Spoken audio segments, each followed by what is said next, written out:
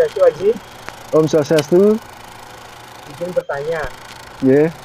kenapa mimpi sering dikait-kaitkan dengan dunia nyata? Kenapa mimpi sering dikaitkan dengan dunia nyata? Nah, jadi memang mimpi berhubungan dengan kenyataan, kenyataan berhubungan dengan mimpi, tapi jangan biarkan kenyataanmu didikte oleh mimpimu. Tapi mimpi harus diterjemahkan dengan cara yang benar.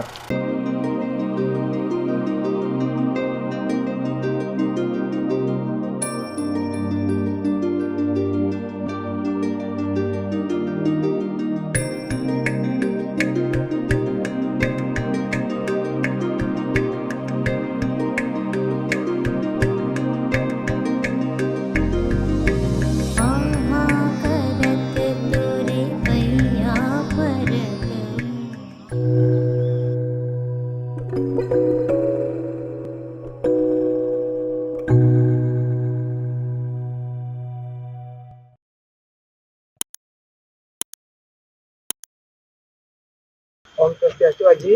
Om Swastiastu. Izin bertanya, Ya. kenapa mimpi sering dikait-kaitkan dengan dunia nyata? Kenapa mimpi sering dikaitkan dengan dunia nyata? Mimpi itu terjadi di saat kita tertidur. Dan kalau misalnya kita mimpi dalam keadaan tidak tidur, namanya menghayal. Nah, jadi hayalan di dalam sadar dan kemudian mimpi di dalam saat kita tidur.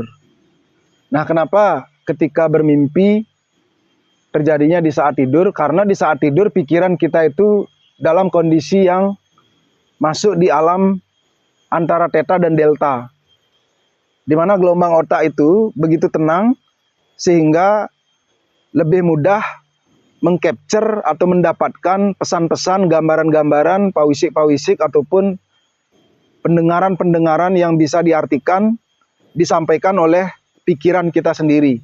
Nah, jadi mimpi itu adalah produknya si pikiran. Produknya si pikiran karena pikiran menjadi penengah antara dunia spiritual, dunia rohani, dan dunia materi. Nah, jadi kalau misalnya diri kita, kalau misalnya mau dipetakan, jadi ada 5 lapisan. Lapisan yang paling luar adalah Anna Maya Kosa, yaitu tubuh kita sendiri, tubuh fisik, yang makanannya dari apa yang kita makan dan kita minum. Sama jadi gerakan kita. Kemudian Prana Maya Kosa, yaitu tubuh nafas kita. Yaitu makanannya adalah nafas. Makanannya adalah oksigen yang kita hirup. Kemudian menjadi kekuatan di dalam tubuh kita. Itu Prana Maya Kosa.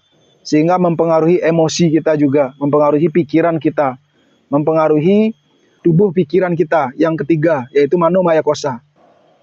Nah, pikiran inilah menjadi penengah dari 2 lapisan di luar dan kemudian 2 lapisan yang di dalam. Nah, jadi lapisan yang lebih dalam lagi itu namanya Wijnana Maya Kosa, atau disebut dengan wisdom body atau tubuh kebijaksanaan. Tubuh kebijaksanaan ini rentetannya adalah, bawaannya adalah di situ ada talenta, ada kemampuan-kemampuan yang terbawa sejak lahir. Kemudian ada kekuatan leluhur di situ.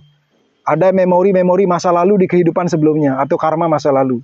Lapisan yang paling dalam adalah Ananda Maya Kosa, yaitu tubuh kebahagiaan, tubuh cahaya, tubuh cinta kasih. Nah, kemudian di dalamnya lagi baru di situ yang dilapisi adalah Atman, cahaya itu sendiri. Nah, inilah 5 lapisan ini yang kemudian si pikiran ini mendapatkan pesan entah dari jiwa, dari dalam, atau pesan kondisi tertentu, situasi dari luar karena banyak masalah, karena banyak ketakutan, karena banyak nafsu, keinginan-keinginan yang belum tercapai, atau hubungannya dengan masa lalu kita, memori-memori masa lalu kita, ataupun sesuatu di masa depan, atau dari gabungan kesemuanya. Nah, itulah sebabnya kenapa, karena pikiran mengcapture atau mendapatkan kondisi, situasi, gambaran, ataupun dimensi yang dijuantahkan di dalam pikiran, dalam bentuk warna, dalam bentuk gambaran, dalam bentuk cahaya, dalam bentuk pendengaran, sehingga tentunya yang menjadi mimpi adalah entah dari jiwa pesannya atau dari kenyataan hidup sehari-hari gitu. Nah, jadi ini yang harus dibedakan. Jadi mimpi itu bisa dari sang jiwa, bisa juga dari kehidupan kita sehari-hari. Kalau misalnya kehidupan kita sehari-hari, tentunya itu biasanya dari keinginan-keinginan yang belum tercapai, ketakutan-ketakutan, kekhawatiran, dan kecemasan. Itu bisa jadi mimpi buruk. Gitu ya. Kemudian ada sesuatu hal yang sifatnya trauma atau memori-memori masa lalu. Itu, masa lalu apapun itu. Pesan-pesan yang belum dituntaskan di masa lalu. Ada juga mimpi yang datangnya dari masa depan kita. Gambarannya itu dari masa depan kita. Sehingga kita melihat masa depan kita melalui mimpi kita. Dan ada juga dari gabungan secara keseluruhan. Dan juga ada mimpi yang paling luar biasa, yaitu datangnya dari jiwa kita. Pesan-pesan kehidupan yang datangnya dari dalam. Dan inilah kadang-kadang memiliki yang namanya message atau pesan. Ya, message atau pesan yang harus kita renungkan dan dijadikan sebagai proses hidup, sebagai petunjuk hidup gitu. Jadi mimpi tidak 100% benar, jadi jangan juga terlalu mempercayai mimpi karena dia kebenarannya juga cuma 10-20%.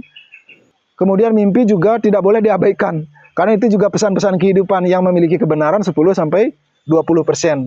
Nah, 80%-nya itu adalah bagaimana kita merancang, membangun kondisi-kondisi yang kita dapatkan dari berbagai macam sumber-sumber.